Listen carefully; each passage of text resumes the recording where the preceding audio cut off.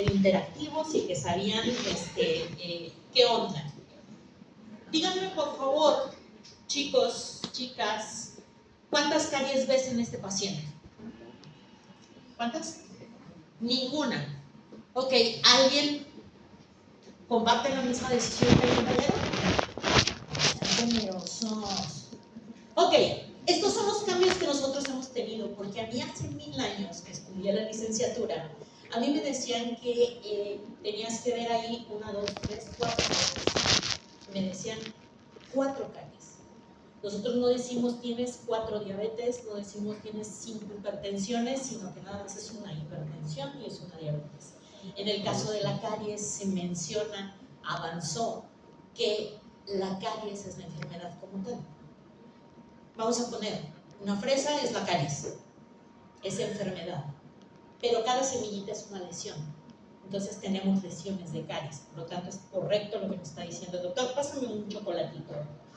Vamos a darle chocolate.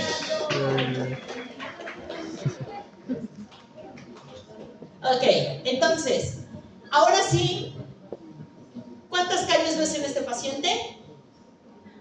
1, porque es la enfermedad. Y si yo les digo, ¿cuántas lesiones ves en ese paciente? ¿Qué me dirían? 4 y por ahí no salen los molares, puede ser el número que ustedes me digan. ¿Sale, vale? Entonces, bueno, nosotros empezamos y tenemos un montón de información donde todos estos, todo esto de la lesión, de la enfermedad, nos empieza a decir la manera en la que se comporta actualmente la enfermedad como tal. Y nos decían que es multifactorial, sigue siendo multifactorial, pero en mis tiempos a mí me decían que era transmisible. Y sabemos en la actualidad que no es transmisible como tal la caries. Tú no llegas, das un beso y ya le pegaste la caries.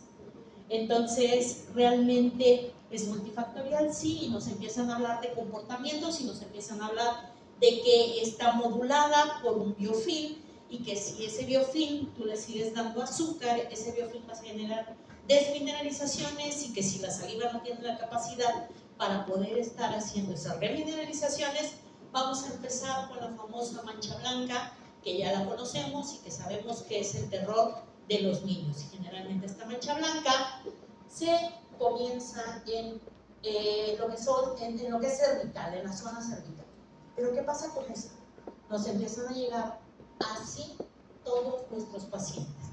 Y eso nos habla de que hay que cambiar hábitos, pero también yo siempre les digo, hay que cambiar de papás. ¿Qué le hago, doctora? Cambiarle de papás. O sea, definitivamente esto lo tienen que ver los papás. ¿Y qué creen? Que no lo ven. Y no lo ven porque probablemente no lo apoyan con el cepillado de dientes. En México tenemos las telenovelas, que suelen ser muy famosas también en toda Latinoamérica. Y entonces yo siempre les digo, lo que hacen los papás y lo que hacen en general, y no critico, pero hay algo, sí me voy a criticar, ¿para qué te digo? Y ahí te digo. Y entonces le dicen a los niños, vete a cepillar los dientes. Pero les dices tú, apóyalos. Estoy viendo mi novela. O sea, ¿cómo me voy a perder la novela donde Juan Daniel está diciendo a María Fernanda cuánto la quiere y que no sé qué, pero que no se pueden unir? Tal vez igual. Entonces prefieren los papás estar viendo la novela a ir a apoyar al niño de 3 años de edad a cepillarse los dientes. Hay niños que llegan, hay papás que llegan y me dicen, es que doctora, se lava 4 veces al día mi niño los dientes. De 6 meses el niño. Entonces es un poco compleja toda esa situación. Si nosotros no le damos la información, llegamos a eso. En general a nosotros no nos gusta, que sería lo ideal, hacer prevención, pero no solamente en odontología, a nivel general no nos gusta prevenir. No, voy a terminar el semestre, estudió un día antes. Ay, reprobé. No, ustedes no, estoy hablando de mis alumnos. Y entonces no nos gusta prevenir en un montón de aspectos. Y no solamente a nosotros en México y en Latinoamérica. ¿Sería lo ideal? Sí. ¿No lo hacemos? No. ¿Cuándo va el paciente? Entonces, mi manejo de conducta chulo de decir, mostrar y hacer. Cuando llega el paciente con dolor lo puedo hacer. Hacemos el trabajo sucio. Pulpas inflamadas, tal, empezamos a abrir, tal.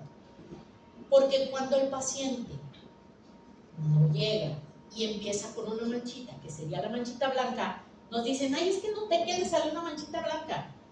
Podemos hacer un montón de cosas, prevención. Sin embargo, no lo hacemos y no lo hacemos.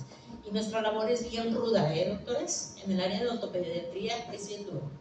Entonces, esto tampoco lo ven los papás. Y les comentaba que el biofilm se modulaba precisamente por ese alimento que se llama azúcar.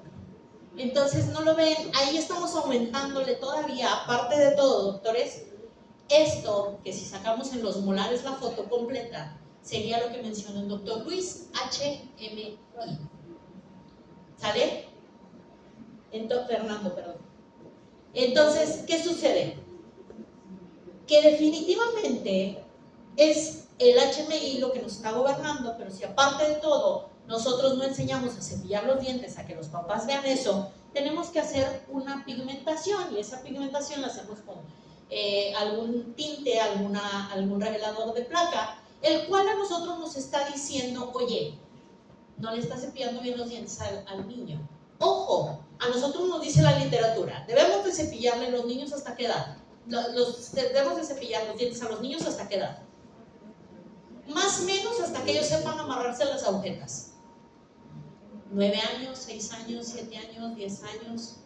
Ojo aquí, si tu hijo tiene 23 años y no sabe amarrar las agujetas, me da igual. Va a hacérselas amarrar.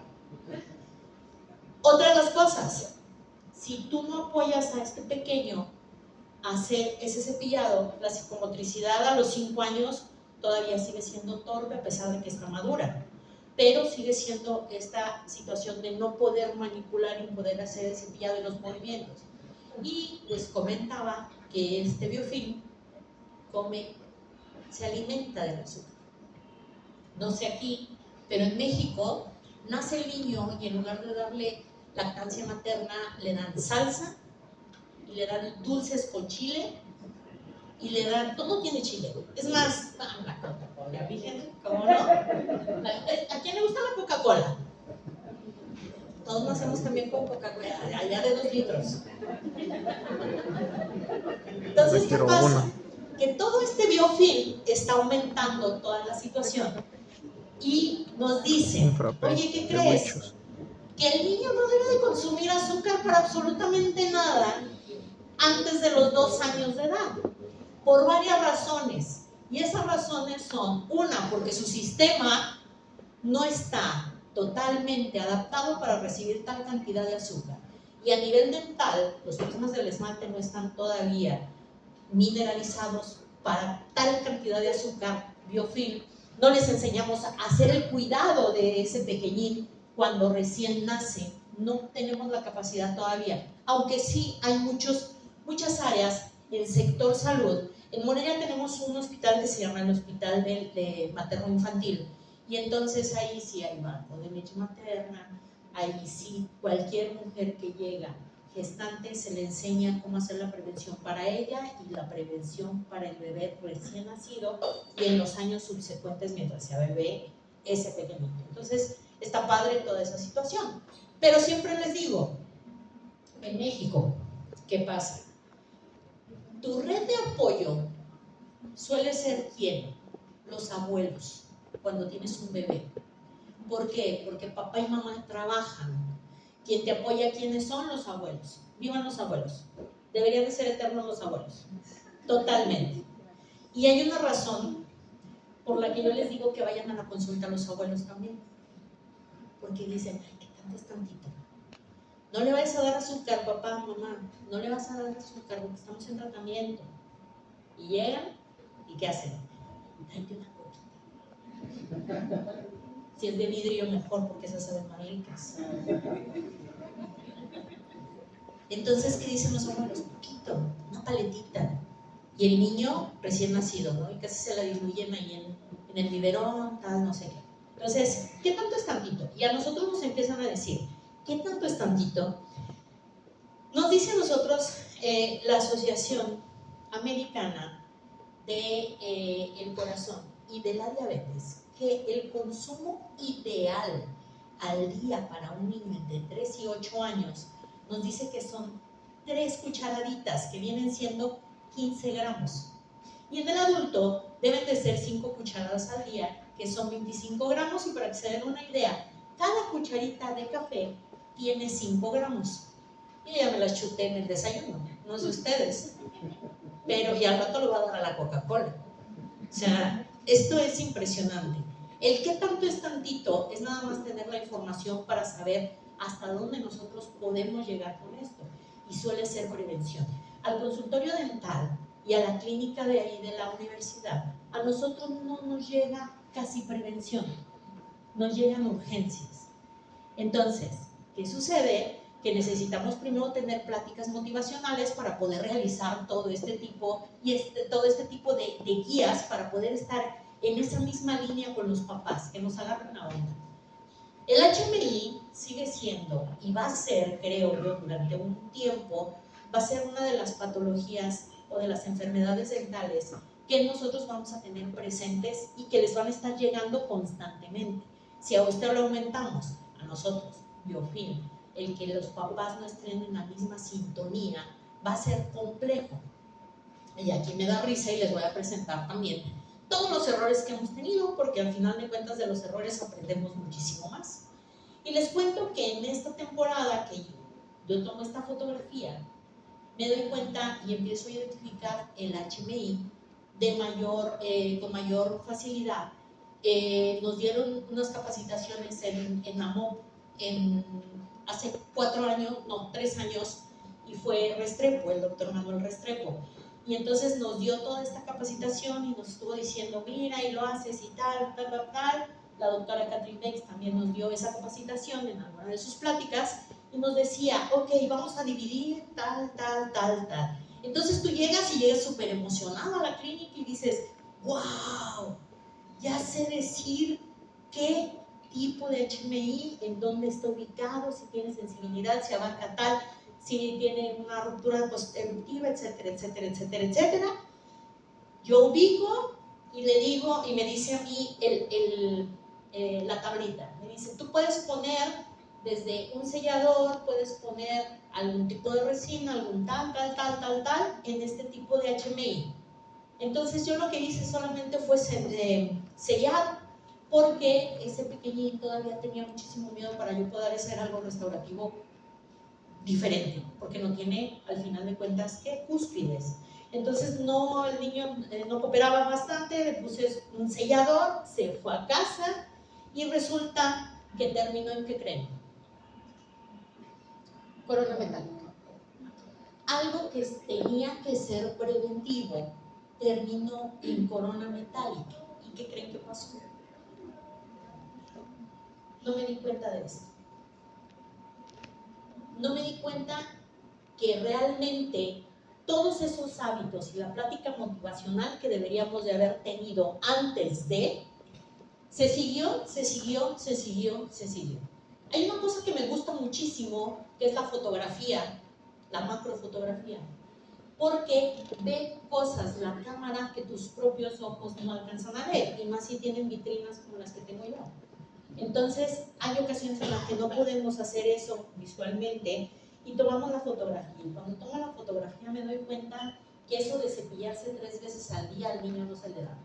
Y aparte, les comentaba del HMI, que teníamos también ya en primeros molares permanentes. Entonces, termina en una corona. ¿Qué tenemos que hacer?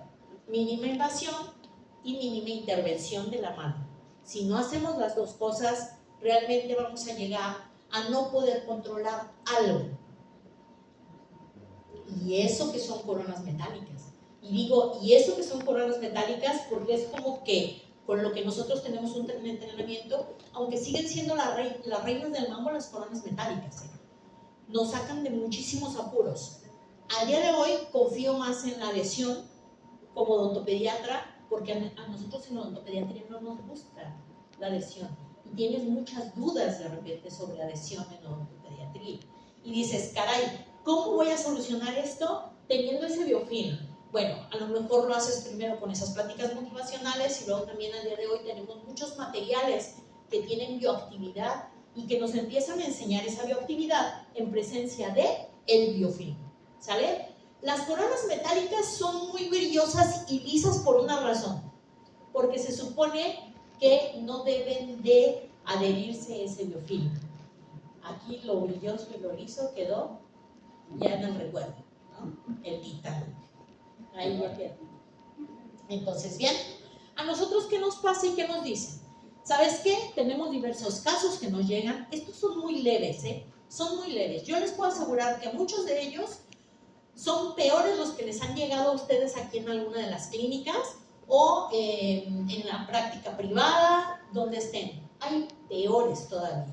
Y entonces, cuando nosotros nos encontramos con todo esto como odontopediatras, lo que sucede es que ya tenemos que pensar cómo hacer restauración, qué materiales vamos a utilizar, cómo se comporta ese material al momento de que nosotros estamos restaurando o rehabilitando, y también saber si, por ejemplo, vas a rehabilitar un 6 de un niño, bueno, un 6 un primer molar permanente, de un niño que tiene 7 años o 6 años, que apenas está erupcionando y que todavía no tiene inclusión, todavía puedes jugar un poco con esos materiales, pero ya entrando a inclusión ya debes de pensar un poquito más a futuro.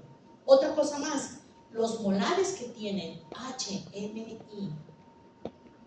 se pueden obturar, nos decía la literatura, con coronas metálicas prefabricadas. Sin embargo, lo ideal al día de hoy, si tú vas a poner una corona metálica prefabricada en un primer molar permanente, es no tallarlo, porque a futuro está perdiendo totalmente ese sellado para que el rehabilitador haga ya algo diferente. Y es por eso que ahí entra la odontología digital o el workflow, que quedan exactas, totalmente. Acá si utilizas algún tipo de material resinoso con adhesión, va a tener contractura. Debes de conocer el material con el que estás utilizando, el que estás teniendo. ¿Se puede utilizar una técnica Hall con una corona metálica? Sí. Que acuérdense que, ahorita más adelante les explico esto de la técnica Hall. La técnica Hall en dientes permanentes no se llama técnica Hall. ¿Por qué? No sé, nos hubieran facilitado más la existencia. Pero la técnica Hall se limita solamente a dentición temporal. Acá pues, le dices una corona sin tallada en un primer molar permanente. ¿Qué haces? No tallas y colocas tu corona y listo, le das una larga vida. Pero tú, por conocer toda la manera en la que vas a hacer rehabilitación, tiene que ser por varios motivos los que tienes que conocer. Material que vas a utilizar, cómo se comporta, el equipo que tú tienes.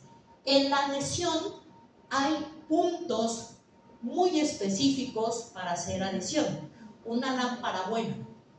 Y con lámpara buena me refiero a que tenga características específicas para poder hacer la polimerización de tu resina.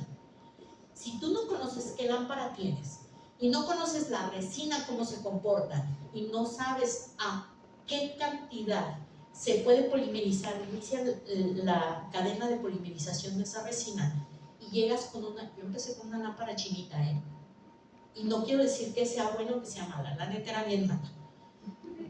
Pero llegué al depósito dental y le dije, oye, ¿qué lámpara tienes? Me dijo, tengo estas de colores, dame la morada. Combinaba con mis guantes, ¿cómo puedo resistir a eso? ¿Me importaba si polimerizaba?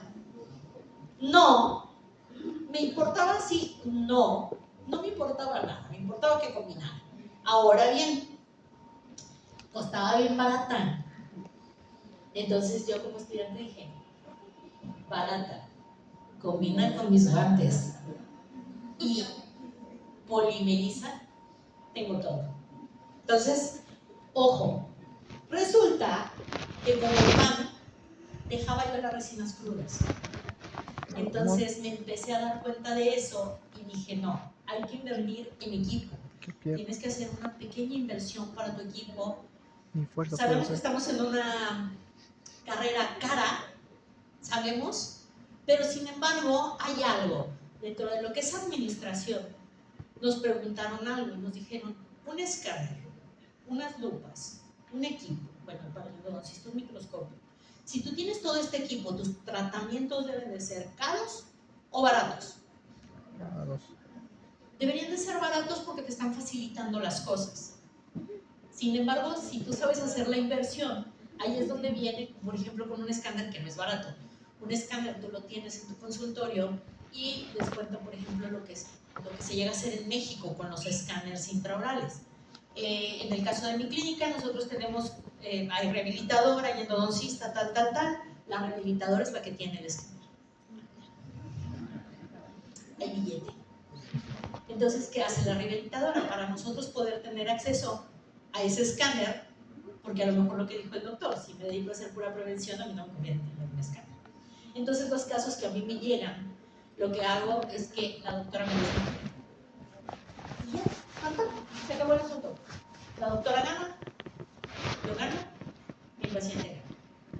Entonces, ya está, la doctora saca más pronto su inversión, yo tengo sonrisas de los papás buenas y se hace totalmente efectivo. Entonces, bueno, ¿qué pasa? Que hay que conocer el mercado, que hay que conocer el material y que hay que conocer el equipo con el que estamos nosotros trabajando.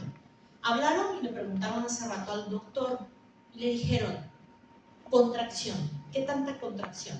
Realmente en un escáner es contracción cero, porque es directa. Pero si nosotros trabajamos con una resina, las contracciones va a depender de qué, de la lámpara, va a depender del material. Hay resinas que tienen poco relleno y eso lo que hace es que cuando tú llegas con una resina, con una lámpara chinita morada y la colocas, lo que hace es calentar y al momento de que calienta se contrae. Pero si tienes una lámpara más estable, les voy a hablar de marcas las que quieran. Hay una muy conocida a nivel mundial que es la Valo. Sí, en México la comercializa Bamasa. Aquí no tengo idea quién la llegue a comercializar, pero ayúdame a hacer esta conversión, Henry. Ahora salió una Valo que se llama Valo Ultra, y esa Valo cuesta alrededor de unos 50,000 pesos mexicanos. 30,000 quetzales.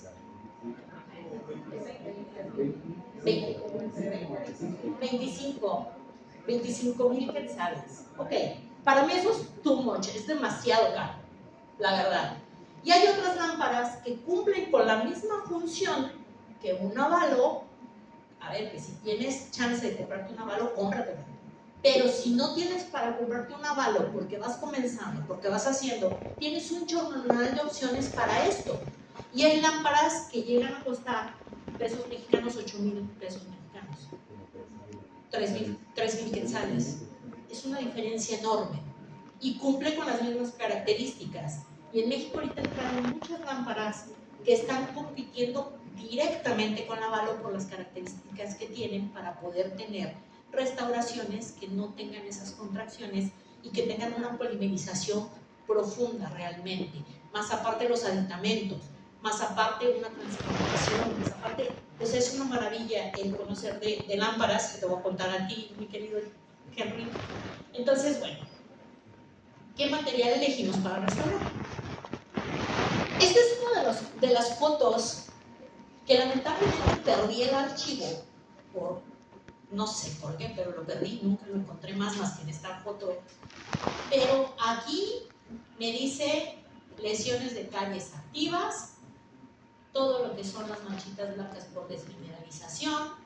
Aquí habíamos hecho una revelación de placa y nos decía la revelación del biofilm, que había biofilm que de ahí no se había quitado durante más de 24 horas, no había pasado un cepillo. Aparte tenemos los tractos sinuosos aquí, etcétera, etcétera. Y aparte de todo tenía un plus este pequeño. Tenía 1 año y medio de edad. Y dices, carambolas, ¿cómo es posible que de edad tengamos pacientes aquí, así pacientes con esta dentadura? Sí, todavía le faltan años para tener su dentición temporal, más aparte del intercambio dental. Esto iba a ser un caos. realmente. Y a veces los papás no se dan cuenta de eso. ¿Y por qué creen que me lo trajeron?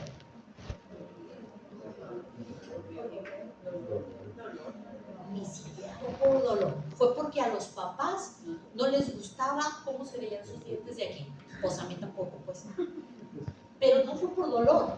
Y cuando les pregunté historia del dolor y les dije, oye, ¿ha comido bien? Sí, toma puro biberón con fórmula. Oye, y ya evidentemente pasó la lactación. A ver, cuéntame, ¿cómo es un día de comida de él? Biberón en la mañana, papilla, en la tarde, biberón, papilla, se duerme con el biberón, papilla. El niño no podía masticar, no podía hacer la función masticatoria. Por lo tanto, quiere decir que ahí evidentemente hay ¿qué? Dolor. ¿Hubo dolor? Sí. Oye, y que la infección acá, esas bolitas le salieron así, bueno. Pues ahí era común para los papás. Entonces, ¿con qué material? Nosotros tenemos un montón de materiales para poder hacer restauraciones. Y para hacer restauraciones tan complejas en estas áreas, anteriormente lo que nosotros recurríamos eran las extracciones. Y no teníamos más opciones de hacer restauración. Extraías. Y luego avanzó un poquito todo esto y en México se le llama sepultar. Qué miedo, pero se le llama sepultar. ¿Y qué hacías? Hacías una pulpectomía, colocabas un material intermitente entre comillas, y dejabas que cumpliera su función, para no perder el espacio, para que no perdiera hueso, para mil razones. Y después ya empezamos con materiales más activos, ya empezamos con materiales más funcionales, y empezamos, y el de toda la vida ha sido, aparte de las amalgamas, que en México en diciembre del año pasado ya no se están manejando para absolutamente nada. Nos quedamos solamente con lo que fueron ionómeros, que también son una buena alternativa, pero recuerden que los ionómeros son temporales y siempre van a ser temporales. Te van a dar chance a que hagas algo. Luego empezó a tener más auge el fluorodiamino de plata, que también son opciones bastante efectivas. Tenemos las coronas de acero cromo, las resinas y las coronas estéticas. Y al día de hoy, todos los papás te piden ¿qué? Coronas estéticas. Doctor, es que metálicas no quiero que se vea nada negro del niño. Y yo decía, pues te lo dejamos así. ¿Por qué razón? Los niños son los iniciadores del bullying. En el jardín de niños, en el kinder, lo que hacen es bullear al que se le ponga enfrente. O sea, no me junto con él porque tiene los dientes negros, no tal porque ya se le salió un gallito de aquí, un pelito de aquí, no porque trae esto, no porque trae lo otro, no porque trae aquello. Entonces empiezan a ser bulleadores desde pequeños y los papás quieren hacer como ese tipo de prevención. No tanto por los niños, porque los niños, si tú empiezas a jugar con todo lo que es la imaginación, tú le puedes decir, oye, tengo coronas de Iron Man. No le estoy diciendo mentiras, son de Iron Man. Son, en serio, o sea, son metálicas. Y las niñas, una corona de princesa. Salieron los compómeros que son de colores. Y para hacer diagnósticos están padrísimos porque hay rosas, hay verdes, hay amarillos, hay toda esta situación. Y cometí el error de una vez decirle a uno de los pacientes, ¿de qué color vas a querer que ponga tu Play-Doh en tu muela? Tengo rosa, amarillo, y le empecé a decir toda la gama de colores. Y me dice la mamá, ni siquiera se dirigió conmigo la mamá, le dice al niño, no. ¿Qué te parece si cuando tú seas mayor de edad te pones del color que quieras? Pero ahorita te lo vas a poner color diente. Dije, ¿para qué pregunto? Me quedé y dije, pero no te apures. El que es color de diente brilla en la noche. Cuando tú cierras los ojos brilla. Yo no podía dejarlo ir sin su ilusión, caray. Entonces al otro día llega, siguiente cita, y me dice, ¿qué crees? Me dijeron mis hermanos que no brillaba.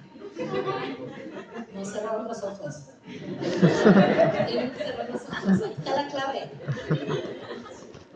Entonces, bien. mínimas invasiones y mínimas intervenciones. Afortunadamente salió toda esta, es una filosofía, La mínima invasión es una filosofía. O sea, en 2 diapositivas no podemos pasar una mínima invasión, pero sin embargo nos dicen, tú puedes hacer todo esto con mínima invasión.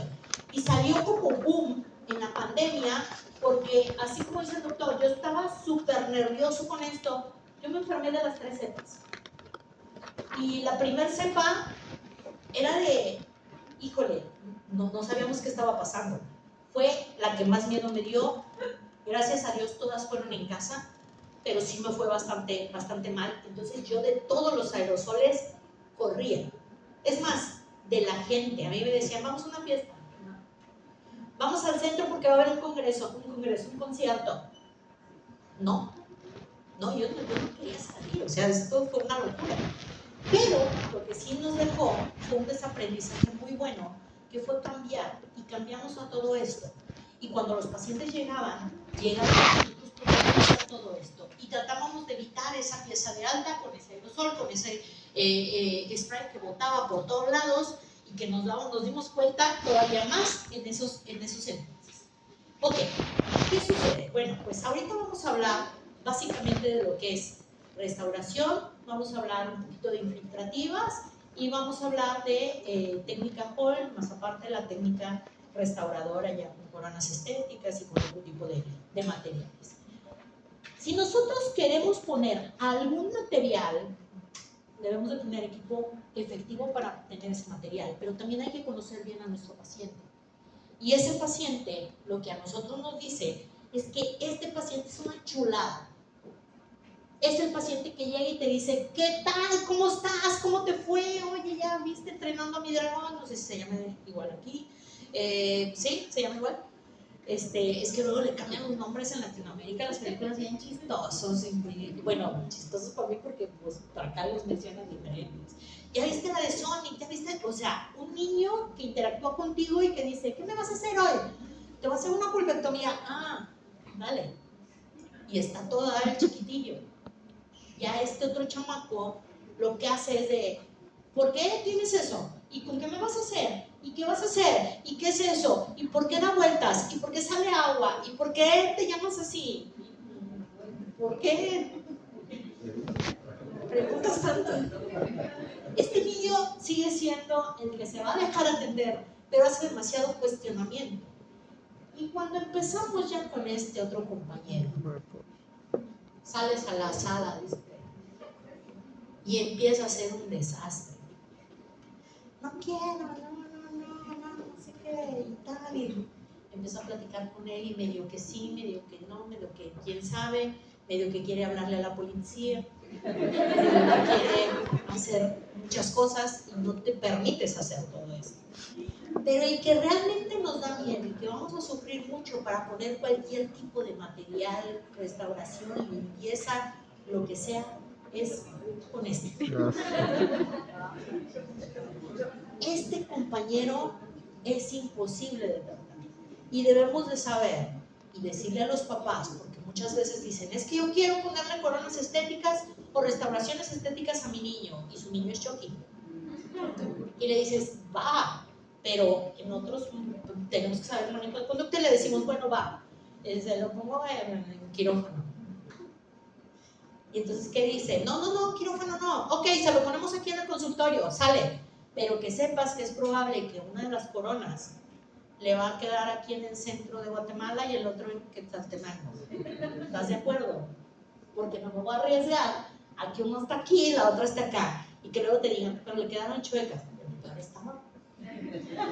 Entonces, deben de ser como súper conscientes con toda esa situación. Doctora, ¿estamos en tiempo? ¿Podemos hacer una pausa entonces? ¿O todavía no? No sé qué hora es. ¿Y a qué hora paro? ¿A las 11? Ah, ok.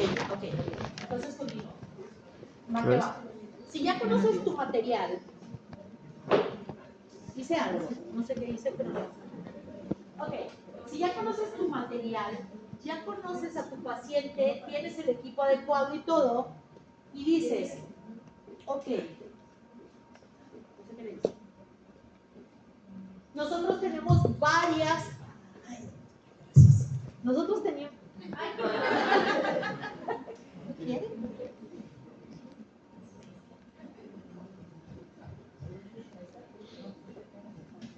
Se está quedando sin batería.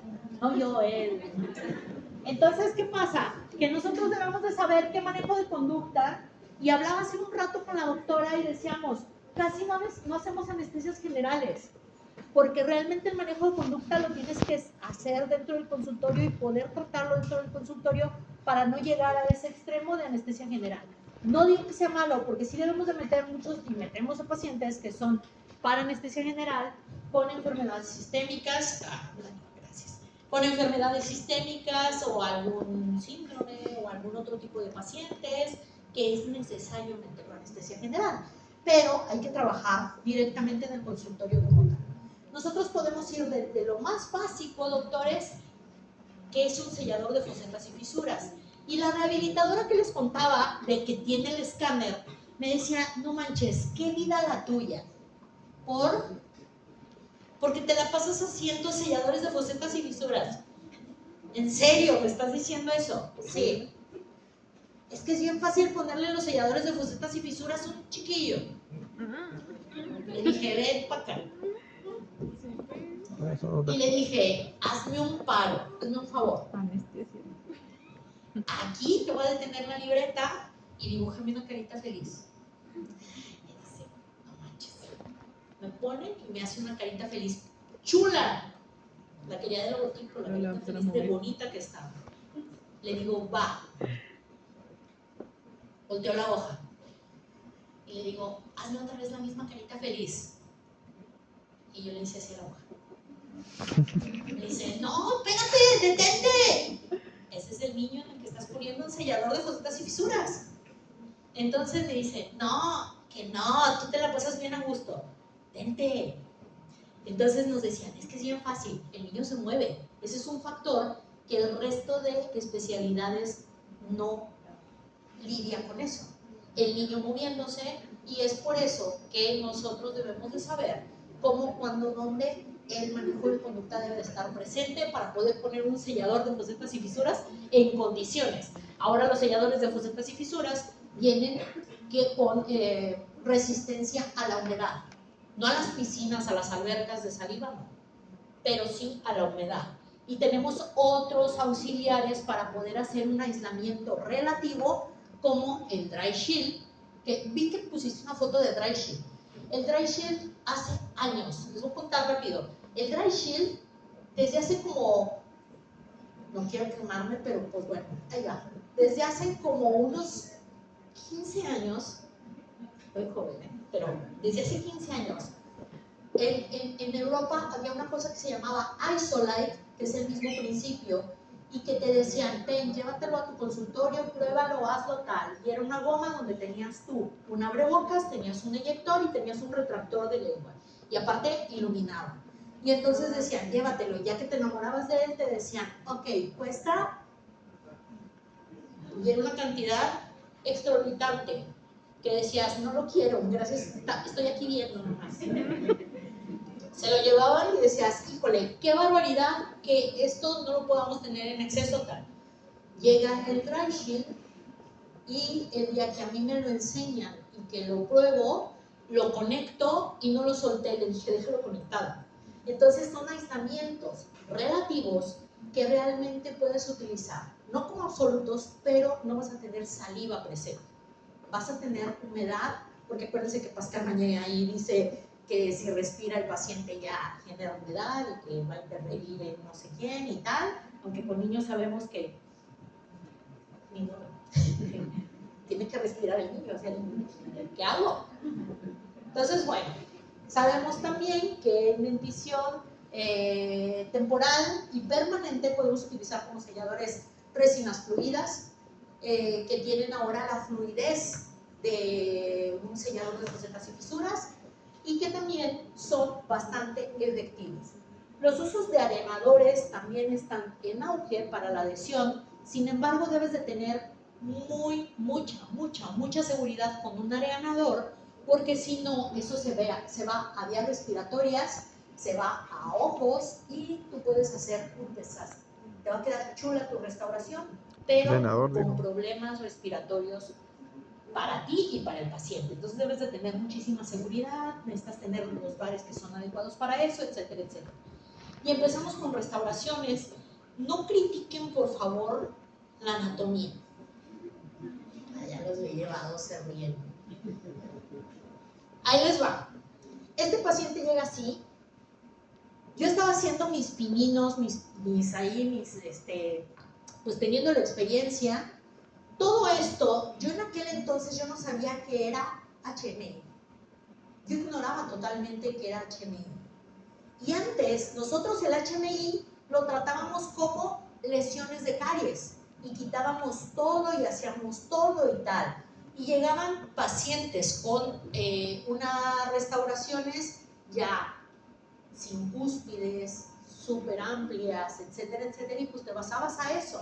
Entonces, bueno, todo esto yo lo quito y hago el intento de hacer una anatomía con una resina. La verdad, quedó fea mi anatomía, quedó fea. Ríanse de todo lo que puedan con esto, pero hay algo importante aquí. Quedó sellada. Y hay una teoría del doctor Imparato que a nosotros nos dice que mientras tu cavidad la tengas sellada, dentro no va a haber bacterias porque no va a haber esa filtración de alimento o de biofilm o de sustrato ahí que sí se empiezan a alimentar esas bacterias. Entonces, con Cabanillas platicábamos y decía, es más, si tú haces tu obturación con un chicle y lo dejas bien sellado, no va a haber bacterias. O sea, ya está. La importancia de todas las restauraciones es el sellado. ¿Sale? Utilizando cualquier material, sí. Adecuado, sí. Entonces aquí está sellado. Anatomía mal, muy mal, la neta. Pero bueno, en fin. Entonces, nosotros recurrimos a esto. En ese entonces también estaba yo utilizando, en aquel entonces, las resinas que eran de un solo bloque, las Bullfield.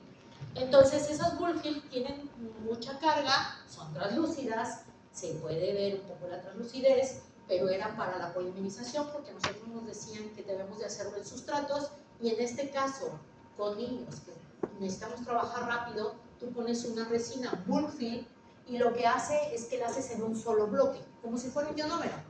Pero ojo, no puedes poner más de 5 milímetros de bloque, porque entonces ya estamos fallando en lo que nos está diciendo tanto la marca comercial, el instructivo de esa marca, como la literatura.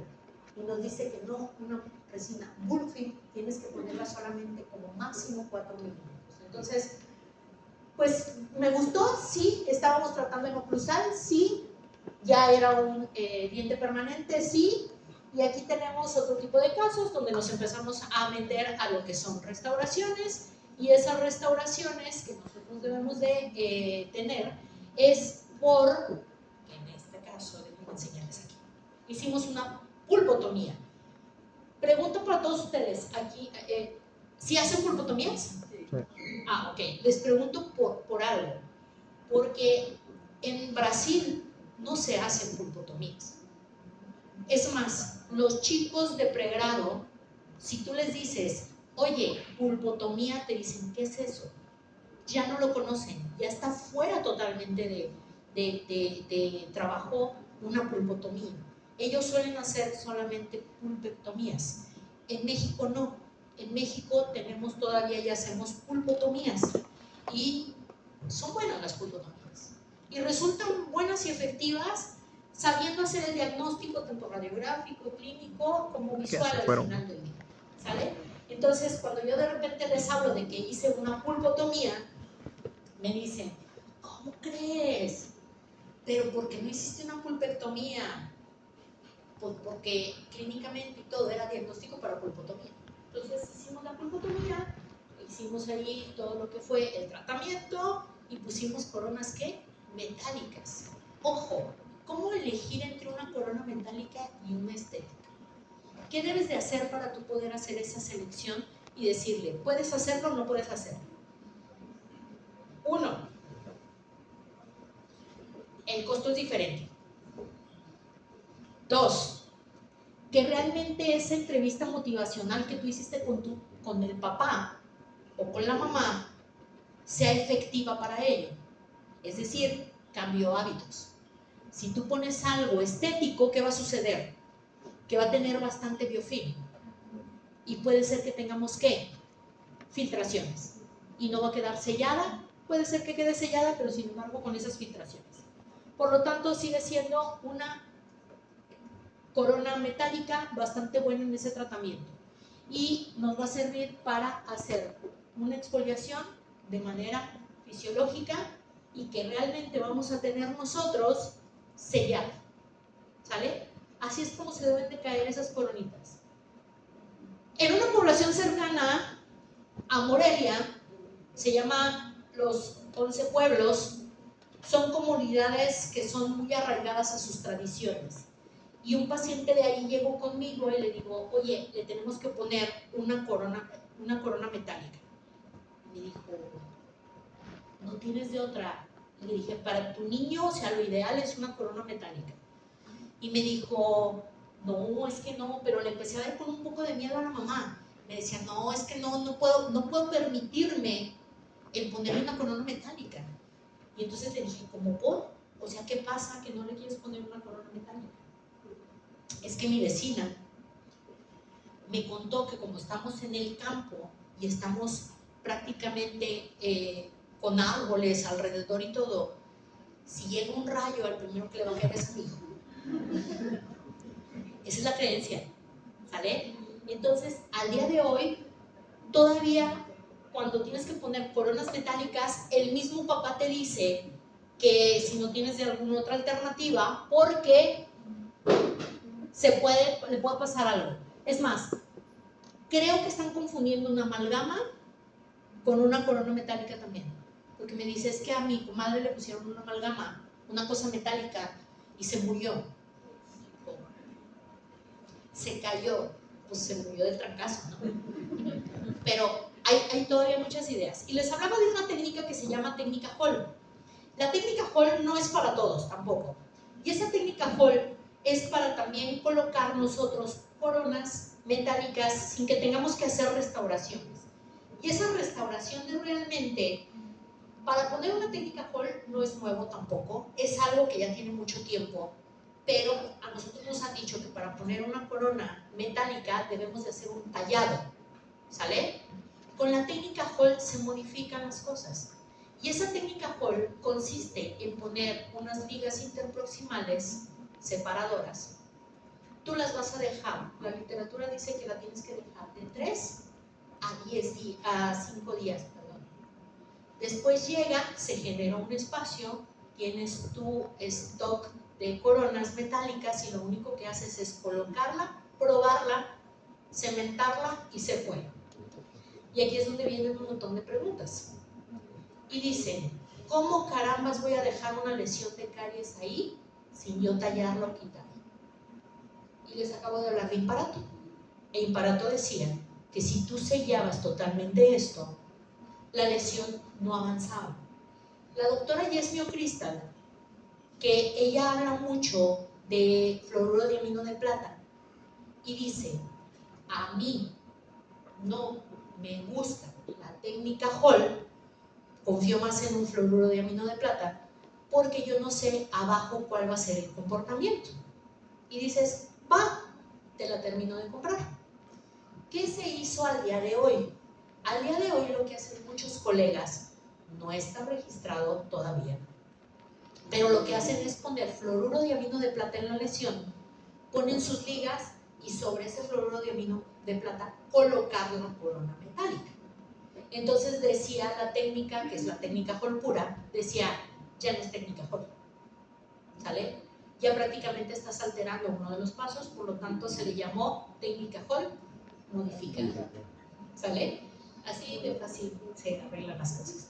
Entonces, bien, ¿qué pasa? Que tú cuando colocas esto, tienes varias cosas que debes de tomar en cuenta.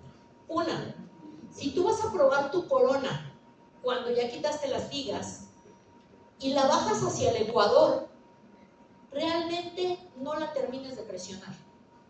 Si la presionas, no la vas a poder sacar ya. Te va a costar mucho trabajo. ¿Y qué tienes que hacer? Echarle agua bendita. Y ya, te vas. ¿Qué tienes que hacer? Hay muchas coronas que se van sin cementar. Pero ¿qué sucede? El cemento de las coronas metálicas en cualquiera de las técnicas juega un papel importante porque también es un sellado de ellas. Entonces aquí puede haber una filtración o no, no lo sabemos, no lo sabríamos. Entonces bien, si tú la vas a bajar y ya viste que te baja hasta el ecuador, esta es la corona indicada. Tú ya preparas tu cemento, colocas y ahora sí presionas, ¿va? ¿Qué otra cosa puede suceder con esto? Te puede levantar la mordida. ¿Sí o no? Ok.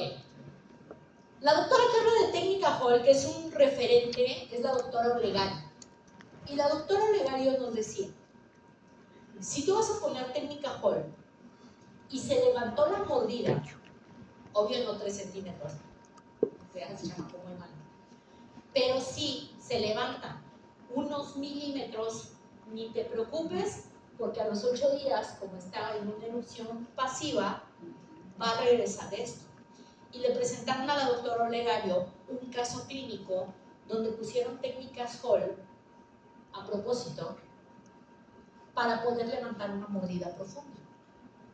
Y entonces decía la persona que se lo había presentado, le dijo, ok, dice, y a los 15 días todavía la mordida ya se había levantado. Y le dijeron a la doctora Olegario, ¿es correcto esto? Y dijo la doctora, no, porque otra vez la mordida va a volver a recidiva, es decir, en lo que se erupcionan bien los molares, va a volver otra vez a lo mismo. Y así fue, volvió a lo mismo.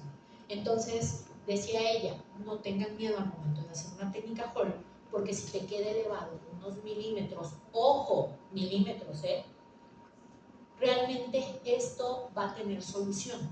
Pero si te queda elevado ya 3, 4 milímetros, dices, no, espérate, estoy haciendo algo raro, quitas tu corona y la vuelves a colocar, definitivamente.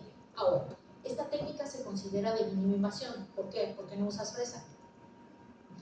Hay otros doctores, colegas, que lo que han hecho es que no les queda ese espacio y lo generan con una fresa. Ya no es técnica Hall. Ya se perdió todo lo que fue técnica Hall. Mejor talla tu corona al final, ¿sale? Entonces, ojo con todos estos pequeños puntos. Una doctora, también colega, me dijo, oye, es que yo le doy a los papás las ligas y les digo que cuando tengan la cita 3 días antes se las coloquen. Pues bien mal. Razón, le van a sufrir mucho los papás. Y hubo un caso en el que ponen los separadores los papás y cuando llega el paciente a consulta, llega esa liga cubierta de encima y con unos dolores tremendos del niño. Entonces, ¿qué haces? Tratas de buscarla con la liga donde esté, en medio de esa papila, la quitas, que se vaya a descansar y luego vemos qué pasa. Entonces, bien, ¿qué pasaría? Pues que tú se la tienes que poner. Hay otros que en la sala de espera se los ponen, le dices espérate 10 minutos y regresas, eso es todavía más válido. Entonces, lo ideal y lo que nos dice a nosotros el protocolo es 3 días. ¿De 3 a cuánto les dije? De 3 a 5.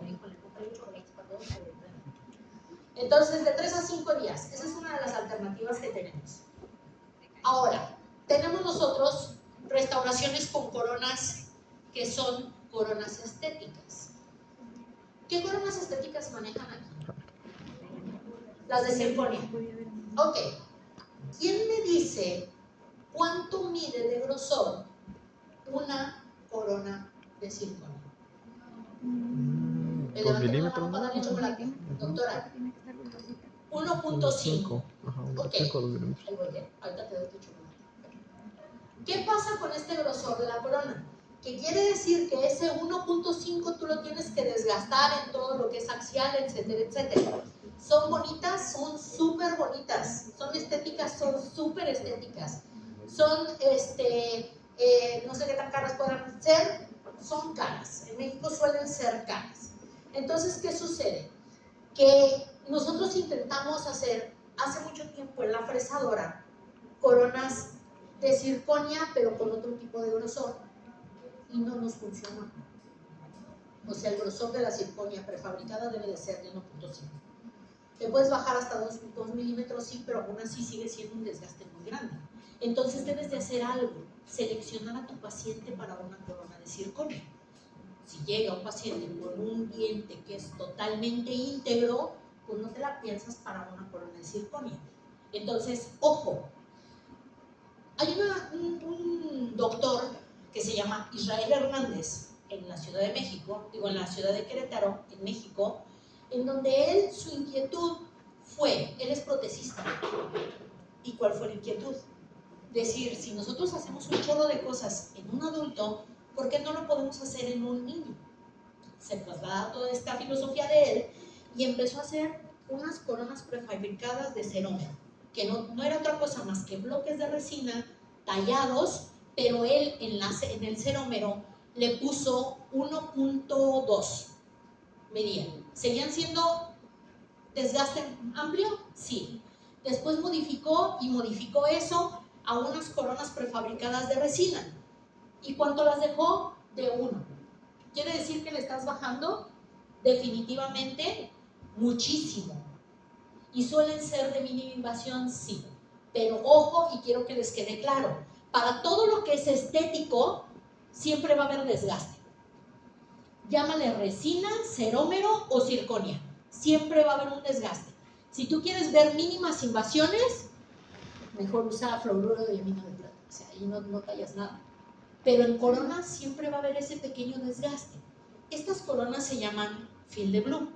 Y esas coronas que se llaman Field de Blue, hay muchas partes de Latinoamérica donde ya las tienen estas coronas. Y lo que hacen es que son totalmente estéticas. Pueden ser para sector posterior y pueden ser para sector anterior. Y estas son de 1. Su grosor es de 1. Quiere decir que tú lo que vas a desgastar es de 1 milímetro. ¿Sale? ¿Es menor? Sí, es menor. Y tenemos otras mucho más delgadas que se llaman Edelweiss. No sé si las tengan aquí ustedes, pero las Edelweiss miden 0.5. Quiere decir que son de muy mínima invasión y son estéticas.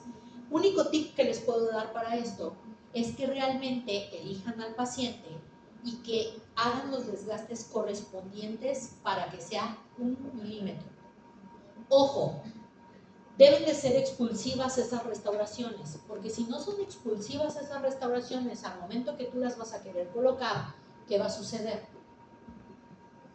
Que no va a bajar. Y al momento que las presionas pasa lo mismo que con las de circonia, se truenan y se revientan. Entonces lo que tenías súper padre y si era la única corona que tenías, ya valió gorro y ya no vas a poder trabajar como mayor en esa situación. ¿Hay sector anterior? Sí. ¿Hay sector posterior? Sí. Sector posterior yo no tengo ningún caso de Field de Blue porque suelo poner muchísimo celuloide. Tengo muchísimos casos de celuloide y ahorita en la segunda parte les voy a hablar de una técnica que se llama técnica no post, que nos ayuda a hacer rehabilitaciones que realmente las teníamos ya casi perdidas para hacer extracciones. Y con ese tipo de coronas podemos hacerlo. Entonces yo del sector anterior no suelo tener muchos casos de Field de Blue, pero son coronas que son prefabricadas de resina y que tienen que tener un cementado. Y me dicen, ¿se cementan con dual? Sí, sí puedes cementarlo con dual, siempre y cuando tú controles la humedad. Porque si no controlas la humedad, mejor te recomiendo que lo hagas con ionómero de vidrio. ¿Puede ser con resina fluida? Sí, puede ser con resina fluida, siempre y cuando controles humedad. Con resina compuesta, sí, pero aquí viene algo. La resina compuesta la tienes que precalentar ligeramente porque al momento de que tú la colocas, todas las resinas o la mayoría de las resinas en la actualidad cuando tú las sacas de esa jeringuita, vienen un poco duras. Y cuando las empiezas a manipular, se hacen un poco más consistentes. No como fluida, porque esas las tienes que precalentar diferente, pero se hacen más consistentes. Tip: sus guantes con los que están trabajando, pónganles alcohol isopropílico para que se limpie y se desinfecte tu guante. Pones la bolita de resina en tus 2 dedos y le empiezas a amasar o a moldar así. Cuando haces eso, tú haces un pequeño precalentamiento con tu mano. Y cuando la llevas ya al cementado, al momento de que presionas, no ejerce ninguna fuerza y corres el riesgo de que sea totalmente fluida, porque si está dura, lo que haces es que va a tronar y a reventar la corona. Entonces, eso es lo que podemos hacer. Sus espátulas también les pueden poner alcohol isopropílico para que ustedes tengan desinfección y que no contaminen su resina en ese momento. Si tú estás haciendo otras cosas, si estás haciendo con los guantes cualquier otra situación, que están tocando saliva, etcétera, etcétera, y tú llevas esa bolita de resina a tus guantes, se va a contaminar directamente. ¿Va que va? Entonces, ¿qué vamos a hacer?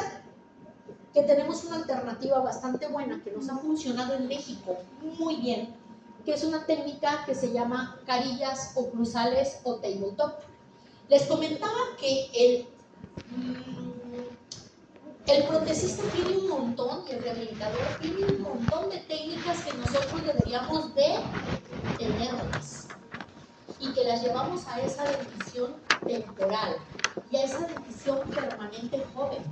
¿Para qué? Para hacer el menor desgaste, y cuando tenemos esos primeros molares permanentes, cuando ya tengan que hacerles algo definitivo, se lo dejemos al rehabilitador para que tenga algún sellado. ¿Qué pasa con las coronas o con la prefabricación de nosotros tener tabletop? Si hablamos esto en prótesis, yo sé que ustedes ya lo saben, que tienen que hacerlo en laboratorio o con escáner o de la manera con impresiones, etcétera, etcétera. Y haces una restauración indirecta. Las tabletop suelen ser directas en lo que son los dientes permanentes. ¿Qué haces con esta restauración? Lo que hace es darle la función y darle la anatomía a ese molar que está destruido. Prácticamente es una protección de cúspides. Y con esa protección de cúspides, lo que nosotros hacemos es devolverle esa oclusión y esa función que suele tener ese diente permanente. ¿Hasta ahí estamos bien? Regálame un chocolate. Si no, se me va a olvidar acá adelante. Ok, entonces bien, se hacen mínimos desgastes. Y, perdóname, estaba dormida. ¿A quién se lo tira? Ahí te va. Entonces, ¿nosotros tenemos mínimos desgastes? Sí, tenemos mínimos desgastes. ¿Tenemos ventajas? Sí. Se le devuelve una función masticatoria, es máxima prevención, es mínima invasión porque se hacen desgastes muy leves a lo que tenemos, y lo que tenemos también es que es fácil colocación. Aquí me voy a brincar un montón de pasos al momento de que yo quiero hacer una tabletop. Es decir, yo la tengo directamente en una cajita que es un estuche donde vienen varios tamaños y te los vas a encontrar para dentición permanente, para dentición temporal te los encuentras para los primeros molares y segundos molares, y aquí también hay que ver qué tan destruidos están. Ojo, tabletop o carillas oclusales son solamente para la cara oclusal.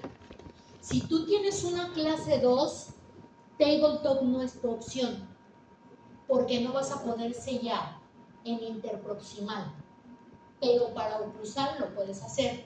Se utiliza también para otra técnica, y se utiliza para una técnica que se llama endocrown. Cuando tú tienes una que enviaste a tu paciente a que le hicieran endodoncia, este paciente, ponle tú que tenga unos 10 años, le hicieron endodoncia, por cualquier razón, te regresan a ese paciente y probablemente ya perdió también algún tipo de cúspide o tal. Lo que haces tú es abrir directamente contra tus conductos, la entrada de tus conductos ya trabajados por el endodoncista, los tienes que sellar y haces tu técnica de endocrown. De hecho, ahorita los modelos que me mandaron, que traemos para la práctica, traen para endocrown. y traen para lo que es una tabletop, ¿sale? Entonces tiene esas dos funcionalidades. ¿De qué material son? Son de celuloide. Lo que hizo el doctor Israel Hernández fue construir su empresa que se llama Eres, de Hernández, ¿no? Le puso Eres con H. Entonces, ¿qué hizo? Él hizo toda esta prefabricación. Cuando entras a su laboratorio, lo que hace es de que tiene un chorrononal de impresoras, un montón de escáner, y están trabajando 24/7 esas impresoras. Y es padrísimo toda la producción que tiene, no solamente eso, ha hecho un montón de cosas, y en México son muy usadas porque son fácil colocación. ¿Sale, vale? Ok, me voy a quedar hasta aquí porque vamos a empezar a entrar a casos clínicos. Vamos a hacer un break. Doctores, para el rato, quien se esté durmiendo, no, no es cierto. Vamos a salir y ahorita volvemos otra vez con la segunda parte, ¿sale? Gracias. Antes me enseña la carita porque... ¿Qué? ¿Le das? ¿Sí? Pues sí, ¿quién se la barra? ¿Quién se la barra? En este momento les invitamos a tomar un refrigerio en el espacio continuo al auditorio. Tenemos aproximadamente 20 minutos y por favor empiecen. Los esperamos en 20 minutos. Muchas gracias. 20 minutos.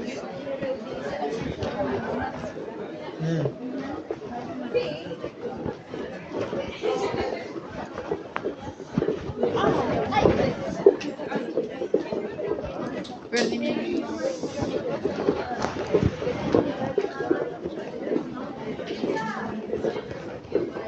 Espera, un poquito.